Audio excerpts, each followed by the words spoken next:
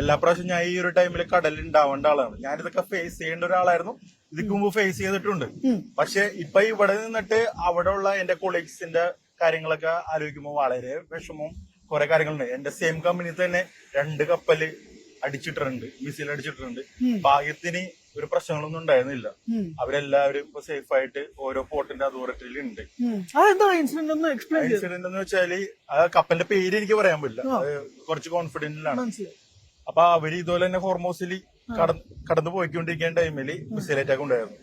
24 പേരും നമ്മുടെ US ആർമിയുടെ നേവി കപ്പലാണ് അവരെ രക്ഷിച്ചത്. അത് ജസ്റ്റ് ഒരു ഓയിൽ ടാങ്കർ ആയിരുന്നു. അത് പൊട്ടി പൂർണ്ണമായും നശിച്ചില്ല.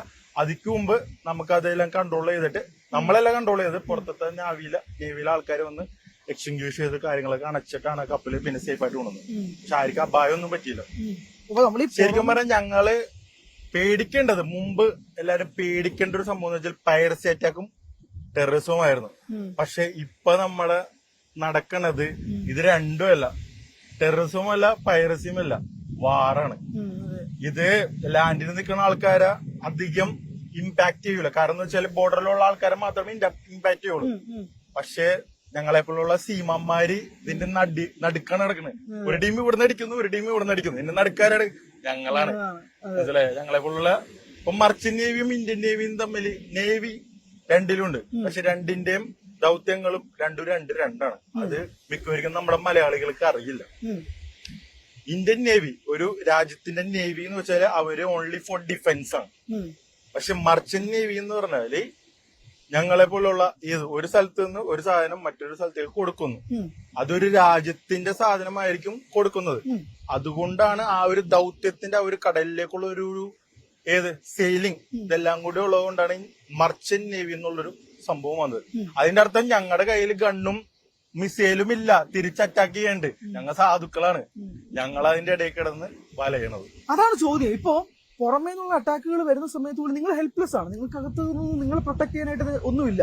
മാത്രമല്ല നടുക്കടലിൽ ഇപ്പൊ ആർക്കെങ്കിലും എന്ത് സംഭവിച്ചാലും തൊട്ടടുത്ത ഹോസ്പിറ്റലോ കാര്യങ്ങളോ ഒന്നുമില്ല, പോകാനോ റീച്ച് ഔട്ട് ചെയ്യാനോ. നിങ്ങൾ എന്ത് വിശ്വസിച്ചാണ് നിൽക്കുന്നത് എന്നുള്ള ഒരു ചോദ്യം ചോദിച്ചാൽ എന്താ മറുപടി? ഇതിന്റെ എക്സാമ്പിൾ ആയിട്ട് കഴിഞ്ഞ കൊല്ലം എന്റെ എക്സ്പീരിയൻസ് ഞാൻ പറഞ്ഞുതരാം. കഴിഞ്ഞ കൊല്ലം സൗത്ത് കൊറിയന്ന് ജിബൂത്തി എന്നൊരു ദരിദ്ര രാജ്യമുണ്ട്. അപ്പൊ സൗത്ത് കൊറിയയിലെ ഗവൺമെന്റ് 30,000 ടൺ അരി അവർക്ക് കൊടുത്ത്. അപ്പൊ ഞങ്ങൾ ക്രോസ് ചെയ്യേണ്ടത് റെഡ് സീ എന്ന് പറയും. ഇത് HR area, high risk area. ഈ ഹോർമൂസിന്റെ അടുത്ത് തന്നെ അല്ലെങ്കിൽ പോയിക്കൊണ്ടിരിക്കുന്നത്. അതിൽ പോയപ്പോ ഞങ്ങൾക്ക് കമ്പനി തന്നത് ജർമ്മൻ വാർഷിപ്പ് ഞങ്ങളുടെ കൂടെ ഉണ്ടായിരുന്നു. കൂടെ 3 ഗൺമാന്മാര് ഞങ്ങളുടെ കൂടെ ഉണ്ടായിരുന്നു. ശ്രീലങ്കൻ ഒരു ടീമാണ്, അത് പ്രൈവറ്റ് ടീമാണ്. അവര് വരും. അവര് നമുക്ക് ഡ്രില്ലും കാര്യങ്ങളൊക്കെ ഉണ്ട്. അവർക്ക് ചെയ്യാൻ പറ്റുന്നുണ്ട് പൈറേസ് അറ്റാക്ക് വന്നാല് തിരിച്ച് ഫയർ ചെയ്യുക അവർക്ക്. അല്ലാണ്ട് ടെററിസമോ വാറോ വന്നാല് അന്ന് വാറില്ല, ടെററിസമാണ്. പിന്നെ ടെററിസത്തിന്റെ ഉദ്ദേശം എന്ന് വെച്ചാല് നശിപ്പിക്കുക, ബോംബിട്ട് നശിപ്പിക്കുക, അവരെ പൂർണ്ണമായിട്ട് ഇല്ലാണ്ടാക്കുക. അത് ഇപ്പൊ ഹൂതികളുടെ അറ്റാക്ക് അവരായിട്ട് മറ്റുള്ള രാജ്യങ്ങള് പ്രശ്നമുണ്ടെങ്കിൽ ആ രാജ്യത്തിന്റെ കപ്പൽ വരുമ്പോഴാണ് ഇവര് ഫുള്ളായിട്ട് മിസൈൽ ഇട്ട് അല്ലെങ്കിൽ ഡ്രോൺ ഇട്ട് നശിപ്പിക്കുന്നത്. അപ്പൊ ആ ഒരു സമയത്ത് ഈ ഗൺമാന്മാരെന്താ ചെയ്യാ, അവർക്ക് തിരിച്ച് ചുമ്മാ ഫയർ ചെയ്യാനേ പറ്റുള്ളൂ. മിസൈൽ ഇട്ട് അവര് പറഞ്ഞ് ഞങ്ങൾ ഹെൽപ്ലെസ് ആണ്. ഇപ്പം നിലവിലത്തെ യുദ്ധ സാഹചര്യത്തില് ഇപ്പം നിങ്ങൾ സ്വാഭാവികമായിട്ട് നിങ്ങൾ കോവർക്കേഴ്സ് തമ്മിൽ സംസാരിക്കുന്നത് എന്താണ്? ഇപ്പൊ നിങ്ങൾക്കിത് നിങ്ങളുടെ ജോലിയാണ്, വേറെ വഴിയില്ല. ഇപ്പൊ വിഷ്ണു ഇവിടെ ഉണ്ടാവും, പക്ഷെ വിഷ്ണുവിനൊപ്പം വർക്ക് ചെയ്യുന്നവർ ചിലപ്പോൾ അവിടെ ഉള്ളവർ തന്നെ ആയിരിക്കുമല്ലോ. നിങ്ങൾ തമ്മിലുള്ള കമ്മ്യൂണിക്കേഷൻ എന്താണ്? നിങ്ങളിത് എങ്ങനെയാണ് ഇപ്പോ കഴിയുന്നത്? നിങ്ങളുടെ സ്റ്റക്കായിട്ട് നിൽക്കുകയാണ്. അവിടെ ഉള്ള ആൾക്കാർക്ക് നാട്ടിലും എത്താൻ പറ്റണില്ല. നാട്ടിലുള്ള ആൾക്കാര് അവിടെ പോവാനും വില്ലിങ് ആവണല്ലോ ഇപ്പോഴും. അതാണ് മെയിൻ കാര്യം. പിന്നെ ഇതിന്റെ ഇടയിൽ ഞങ്ങ ശരിക്കും ആർമിക്കാരൊന്നുമില്ല. ഞങ്ങ ഒരു ബോർഡർ കീപ്പ് ചെയ്യുന്ന ആൾക്കാരൊന്നുമല്ല. അതുകൊണ്ട് അത്രയും ആ ഒരു ഇതേ ഉണ്ടാവുള്ളൂ. ഏതാണ്ട് രാജ്യത്തിന് വേണ്ടി മറ്റുള്ള ശത്രുക്കളെ വെടിവെക്കാൻ പോണേല ഞങ്ങളുടെ കുടുംബങ്ങൾക്ക് വേണ്ടി പണിയെടുക്കാൻ ജോലി ചെയ്യാൻ പോവുകയാണ്. അപ്പൊ ഞങ്ങക്ക് എസ്ഓർനോ പറയാൻ പറ്റും. പക്ഷെ ഒരു നേവിന്ന ഒരു പ്രോപ്പർ ആർമിന്ന വിളിച്ചാൽ അവർക്ക് നോ പറയാൻ പറ്റൂല. അതാണ് ഡിഫറെന്റ്. ഇപ്പൊ മനസ്സിലായോ? അതുകൊണ്ട് അവിടെ ഉള്ള ആൾക്കാർക്ക് സേഫ് ആയിട്ട് ഇവിടെ എത്തണം. അതാണ് അവര് ചിന്തിക്കുന്നത്. പക്ഷെ അത് ഭയങ്കര കോംപ്ലിക്കേറ്റഡ് ഉള്ള സംഭവമാണ്. കുറെ ഇൻഫ്ലുവൻസിങ്ങും കുറെ രാജ്യങ്ങൾ തമ്മിലുള്ള ഇപ്പൊ 2 ദിവസം മുമ്പ് ഇന്ത്യൻ കപ്പല് പോന്ന പഠിച്ചില്ലേ?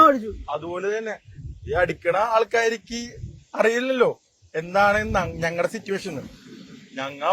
ഞങ്ങളുടെ ദൗത്യം എന്ന് വെച്ചാൽ ഒരു കാർഗോ ആ കാർഗോയിലുള്ള ആൾക്കാരാണ് ഞങ്ങൾ ഓരോരുത്തർക്കും ഓരോരുത്തർ ദൗത്യങ്ങളുണ്ട്.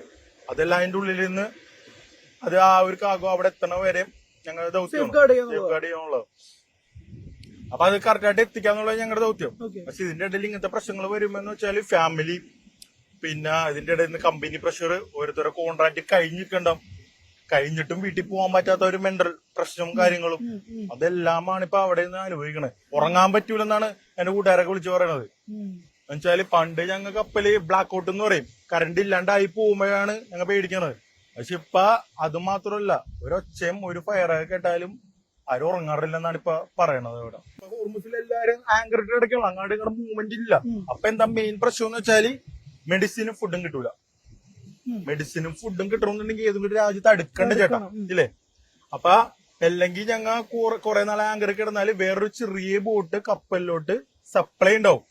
ഞാൻ ചോദിക്കുന്നത്, നിങ്ങൾ കപ്പൽ വിടുന്ന അല്ലെങ്കിൽ ഇവിടെ നിന്നാണെങ്കിലും അത് എത്തിക്കാനുള്ള മാർഗം വേറെ ഉണ്ടാവും. ചെറിയ ബോട്ടിൽ നിന്ന് കൊണ്ടുവന്ന് എത്തിക്കാന്നുള്ളൂ. പക്ഷെ അത് ഇപ്പൊ പോസിബിൾ അല്ല. അങ്ങനെ ഒരു ബോട്ട് സർവീസും ഇല്ല. അതൊക്കെ പ്രൈവറ്റ് സെക്ടറാണ്. അങ്ങനെ ഒരാളും ഇപ്പൊ വില്ലിങ് അല്ല. പിന്നെ എങ്ങനെ ഞങ്ങൾക്ക് ഭക്ഷണം കിട്ടും, മെഡിസിൻ കിട്ടും? ഇതെല്ലാം ഒരു ക്വസ്റ്റ്യൻ മാർക്കാണ്. ഇതെല്ലാം ഈ രാജ്യങ്ങളെ ഇടപെട്ടിട്ട് അതിനൊരു ഞങ്ങൾക്ക് വേണ്ടി ഒരു ഹെൽപ്പ് ഇപ്പൊ സെറ്റ് ആയിട്ടില്ല. ഇപ്പോഴും ആൾക്കാര് മെഡിസിനും ഫുഡിനും സഫർ ചെയ്യുന്നുണ്ട്. ഇതൊക്കെ ഒരു ആൾക്കാരൊന്നും പറയണില്ല. ഞാൻ അവിടെ ഉണ്ടെങ്കിൽ ഞാൻ എന്ത് റോള് പ്ലേ ചെയ്യുമെന്ന് അത് എനിക്കും ഈ കപ്പലിൽ ഇപ്പോഴും നാട്ടിൽ നിൽക്കണ വർക്ക് ചെയ്യുന്ന എക്സ്പീരിയൻസ് ഉള്ളവർക്ക് മനസ്സിലാവും ഒരു സിറ്റുവേഷൻ. ഇപ്പൊ ലാസ്റ്റ് കപ്പലില് ഒരു 6 months ago ഞങ്ങൾ ജിബൂത്തിന്ന് സുഡാനിലേക്ക് പോയി. ഇതൊക്കെ യുദ്ധത്തിന് മുന്നേ ഉള്ള സംഭവം. ഇതും ഒരു എക്സാമ്പിളാണ്. ഹൂതികളുടെ അറ്റാക്കായിരുന്നു അപ്പൊ ഏറ്റവും കൂടുതൽ ഉള്ളത് ആ ഒരു ഹോർമൂസിന്റെ അടുത്ത് തന്നെ. സുഡാനിലോട്ട് പോയപ്പോ ഇവന്മാരെന്താ ചെയ്തെന്നറിയോ? ഇവന്മാര് നമ്മുടെ റഡാർ സിസ്റ്റം അതിന്റെ ആ ഒരു റേഡിയോ സിഗ്നലും കാര്യങ്ങളൊക്കെ ജാം ആയി കളഞ്ഞു. ഞങ്ങൾക്ക് ഇതില്ലാണ്ട് കപ്പലൊരു സ്ഥലത്ത് മുന്നോട്ട് നാവിഗേറ്റ് ചെയ്യാൻ പറ്റില്ല. എന്നിട്ട് അവസാനം സുഡാൻ ആ ഒരു രാജ്യത്തിന്റെ അവിടെ എത്തണേക്കാൾ തൊട്ടു മുമ്പ് എല്ലാം പോയി. കപ്പൽ എങ്ങാടാണ് പോണേന്ന് നമ്മുടെ ഗൂഗിൾ മാപ്പ് ഇപ്പൊ ചേട്ടനെ ഇവിടെ നിൽക്കണേ, ഗൂഗിൾ മാപ്പ് കാണിക്കേണ്ട ചേട്ടൻ തൃശ്ശൂരാന്ന് പറയണം. അങ്ങനെ കപ്പലിന്റെ അവസ്ഥ. കേഡ് ഓഫീസർ പറയണേ, എടാ ഒരു രക്ഷയുണ്ടായില്ല, വെളുപ്പിനായ സംഭവം നടക്കണത്. ഈ രാജ്യത്തോട്ട് എത്താണേക്കും ഈ ഹൂതികൾ ഇത് പ്രശ്നമായി കളഞ്ഞു, ജാമായി കളഞ്ഞു.